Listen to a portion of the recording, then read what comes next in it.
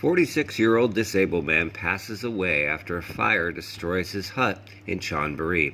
Good morning, everybody. Today is December 11th, 2021. I'm Adam, and let's get into a local news story. A 46-year-old disabled man was tragically found dead after his hut caught fire in Muang Chonburi earlier this week.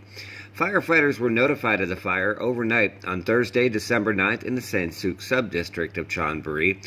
They arrived at the scene with 2 fire engines to find, as you see in the footage, the fire already heavily ablaze at a makeshift hut structure. It took more than 1 hour for firefighters to put out the fire, which had also spread to some nearby brush and trees.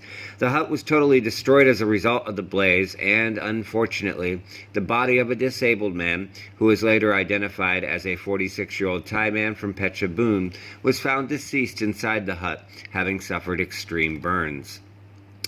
A nearby resident, named as Mrs. Tip, told TPM Media that the resident of the hut, named as Mr. Samjai, was a disabled man who was unable to walk. He reportedly liked to drink alcohol and was unemployed, living alone with no family and off a small amount of disability payments from the government and the generosity of local residents who often gave him food.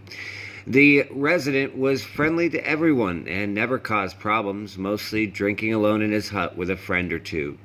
A nearby neighbor, named as Mr. Wanchai, told TPM Media, "I was his close friend and we hung out often. I had just brought food to him for his dinner, and Mr. Samjai was cooking rice with a charcoal stove after I left."